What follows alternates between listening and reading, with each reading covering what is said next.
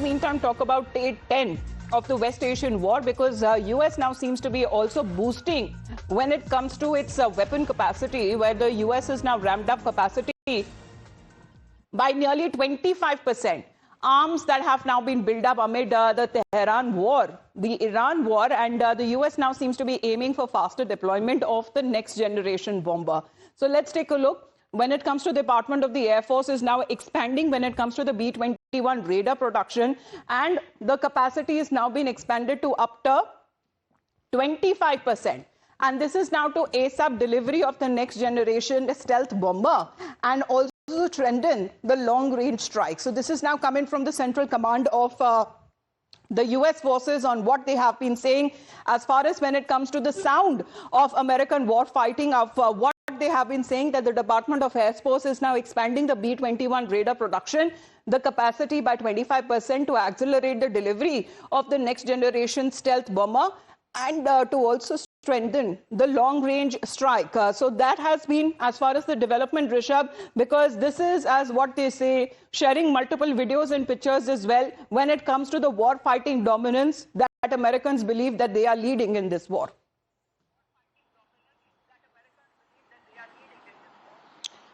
Well, see, there are narratives and counter-narratives, there are attacks and counter-attacks, and we are seeing that while, yes, Iran is under attack and US and Israel are hammering Tehran to a point where, one would have broken, but Iran hasn't given up as of now. Iran is now strategically fighting this battle, and very categorically, if you see, Iran isn't going directly after Israel or, for that matter, US.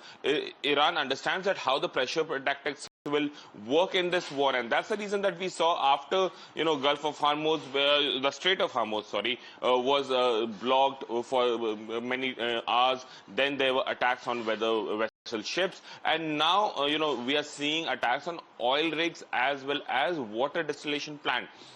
Energy supply is getting disrupted. Pressure would come in from Europe and rest of the world. Water supplies getting disrupted. The Gulf countries will be up in arms against US and Israel to stop this aggression in West Asia.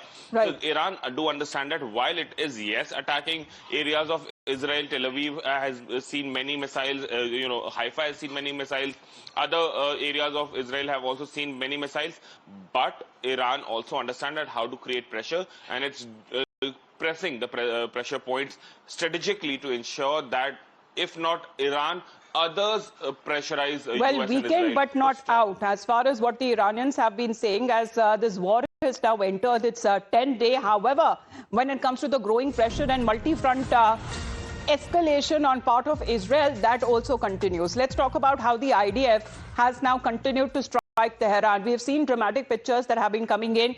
Even during the day, we are looking at the area completely being in the dark. Now, IRGC's Air Force headquarters, that is now believed to have been struck by the IDF. The Israeli forces that reveal that IRGC's Air Force headquarters, the main command and control center that is used to direct the regime's Air Force activity, has now been targeted during the wide-scale IDF strikes, and dozens of Iranian terror regime targets, as the IDF says that they have targeted now the headquarters of the Islamic Revolutionary Guard Corps Air Force in Tehran. And during the series of the large-scale strikes that have now continued on their enemy, the military says that the operation was carried out based on intel from the IDF Intelligence Directorate. And this facility that they say, the IRGC Air Force, the headquarters, that was a facility which was responsible for ballistic missile operations and also unmanned aerial vehicles and other Air Force capabilities as well, which they believe they have now targeted and have now also destroyed the facility. Let's in the meantime also take a look what Qatar has been saying, because